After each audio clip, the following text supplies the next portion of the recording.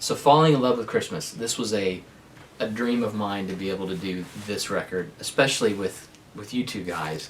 And I grew up listening to, so many classic Christmas records, Henry Mancini, Eddie Arnold, Gene Autry.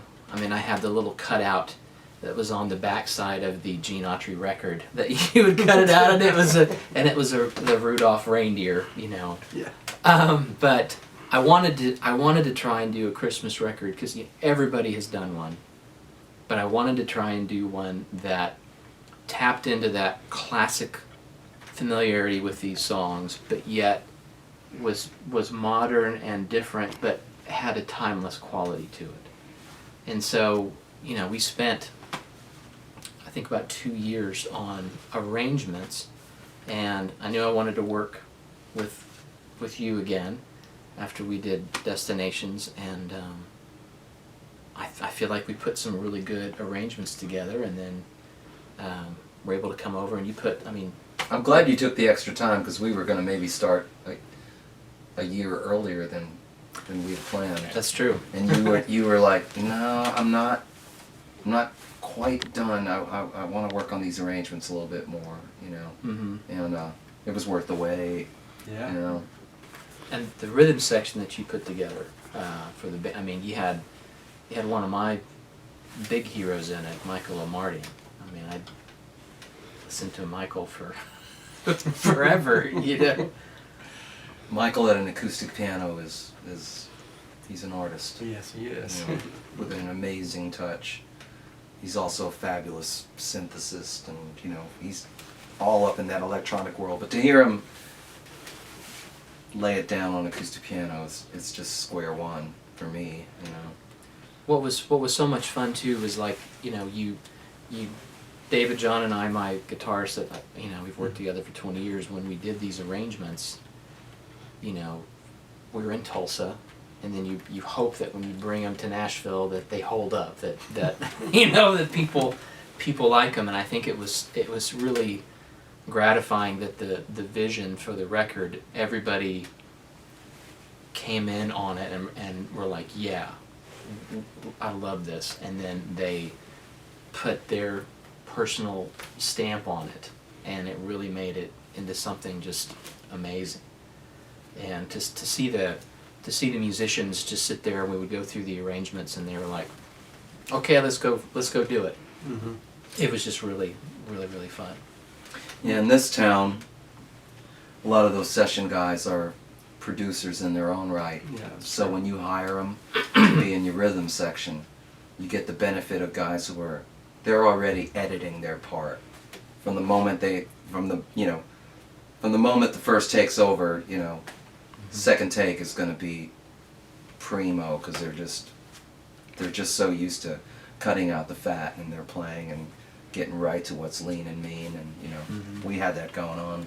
Yeah. That's a very good way to put it. And when it was time to flourish, we could add that too. But a really great group of players: Steve Brewster, Matt Pearson, Michael Omartian, Dave John, And you. and me. Chris Rodriguez, right. Me, the producer. But every time Michael spoke up, I'm like, yes, let's do that.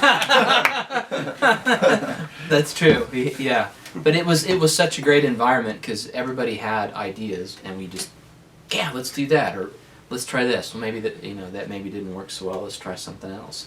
And but I knew I always wanted to have strings. I wanted to have that whole orchestra experience, and because I'm a soundtrack buff. I love soundtracks. I love classical music, and I've never really had that opportunity to bring both worlds together until now. And then, what you did was just amazing. Oh, it was great. I'm thrilled to do it. I still remember when you called me, I was sitting right here and I walked outside because I like to walk and talk at the same time. And I think we talked for about an hour, about how to take the great stuff you guys had started with, and then where do we kind of go, to take it into a world that we were talking about. You don't often hear a jazz record with the orchestra put together. I mean, it was a great idea, and especially in a Christmas context, it was it seemed to work. So it was great.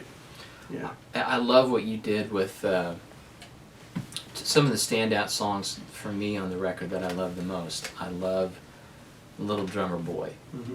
And that song, you know, it kind of gets, a lot of people I think of it as a children's song, because you think about the parumpa pump pump, you know, and I guess the saxophone's honkity honk honk, or you know, or something like that. But the lyrics to that song about, you know, baby Jesus is born and I don't have any kind of a gift to bring him, I'll play my saxophone for him.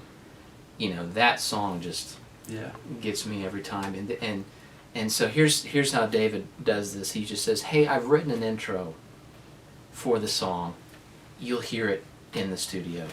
Okay. Well, Okay. you know, and it was just the way that song started, that arrangement you wrote in the beginning is just beautiful, and it so sets the stage for what's to come later in the song. Well, I remember sitting right here. I mean, I wrote those notes right here when we were sitting. I just remember listening to what you guys had done, and you know, it moved me. And I thought, okay, now where am I going to go with this? But you just, you know, you're the same way. You feel the emotion of the music, and you just got to run with it, you know, and think what feels like the right thing to do. And so, you know, just try it, wait for it. I know you guys are doing the same thing. Well, we were both sitting there and having never heard what you came up with, so it was like, Yeah, kids in a candy store. Can you believe this? Or it's a little Chris Farley, like, Yeah, I mean, it was. One thing I think is kind of cool about the orchestra, and it's what you were talking about earlier, is when you get a bunch of rhythm section players together, and you were talking about, especially here, they're guys that play so well and also are producers. When you step into the orchestra land, it's kind of the opposite of that, because they play, you ask the players to play what you write. So, you know, you have to kind of craft that, and then they interpret it, and they're not really coming up with their own ideas or making things. That's just not really how an orchestra works. But to try to get them to buy into what they're sight reading, and then they play, and I really thought they did. I felt like it was just a feeling of, hey, we really are enjoying this, and we're into what we're playing, you know, and it just sort of came across. it really did. And that was kind of cool. You could feel them going just the extra mile. Yeah. From, you know, these seasoned guys that do it day in and day out. You know, they did. They Yeah. dug in, and they were Yeah, they played with some passion. and Mhm. you know, great. That's exciting. It was exciting to watch. You know. Yeah. I think one of my favorite memories of doing the strings was, you know, I wasn't really planning on playing on that trip, because it was just, we're going to record strings, and Right. you're on the clock and Mm-hmm. all of that. And then when to me one of the standout songs is falling in love with Christmas. It's amazing. And when they said, when it was your idea, he said, why don't we just go do this live together? Yeah. Yeah.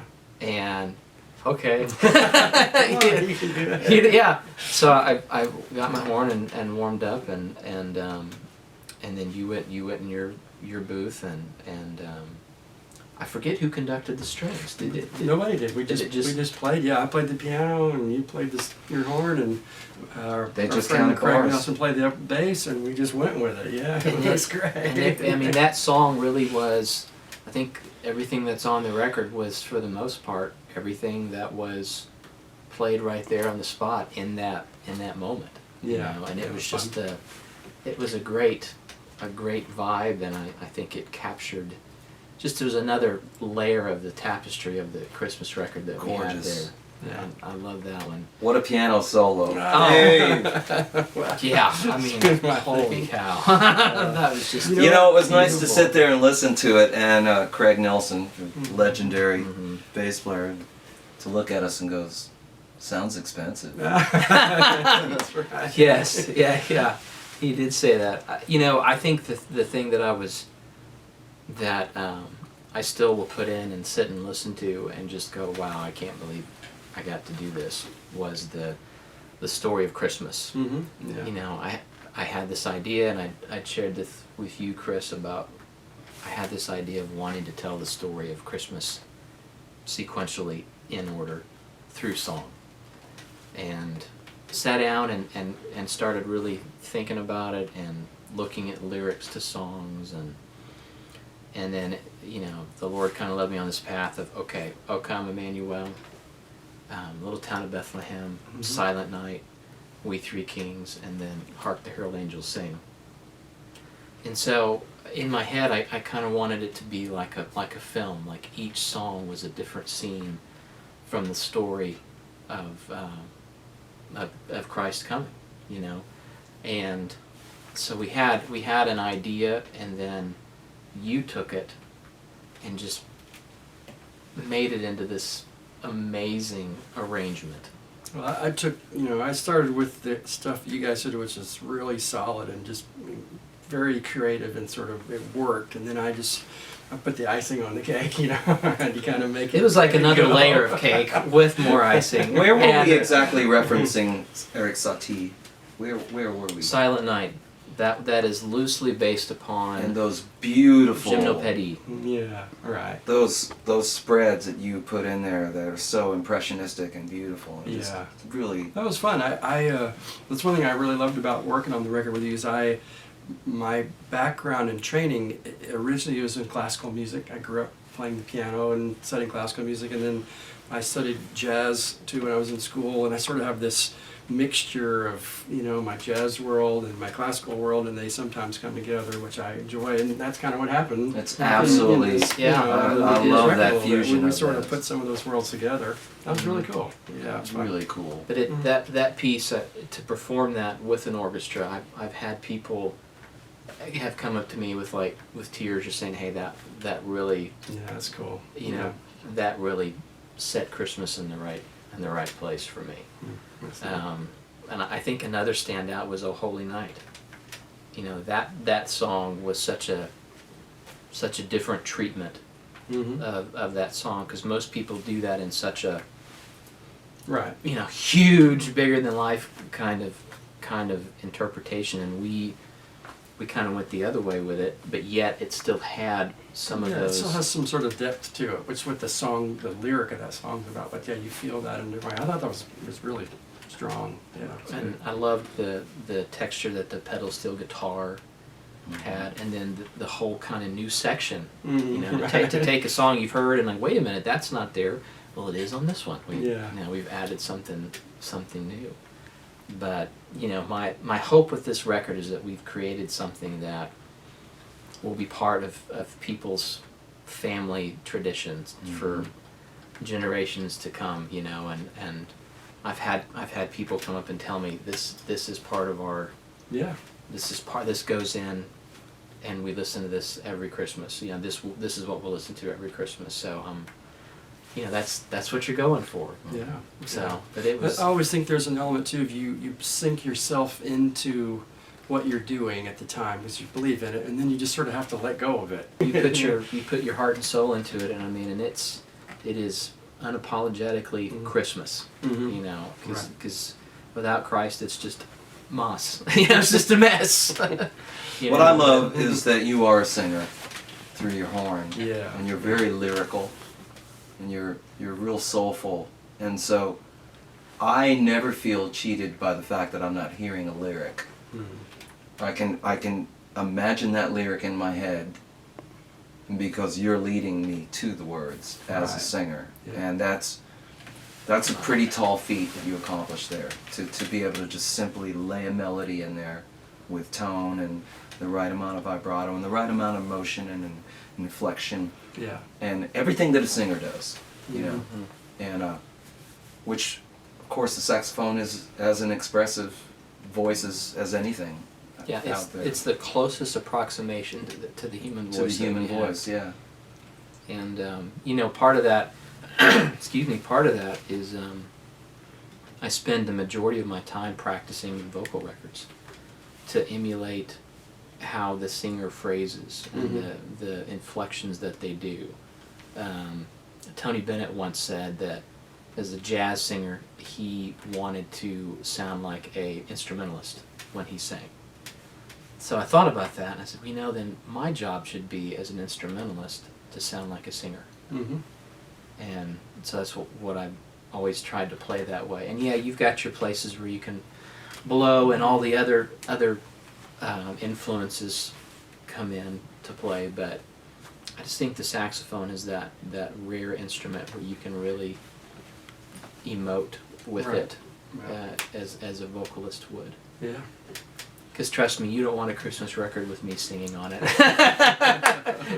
You want to just have it be the Yeah. saxophone. But I can't thank both of you guys enough for helping me make this dream become fully realized with this Christmas record. And hopefully all of you will love it and enjoy it and play it for many, many, many years to come.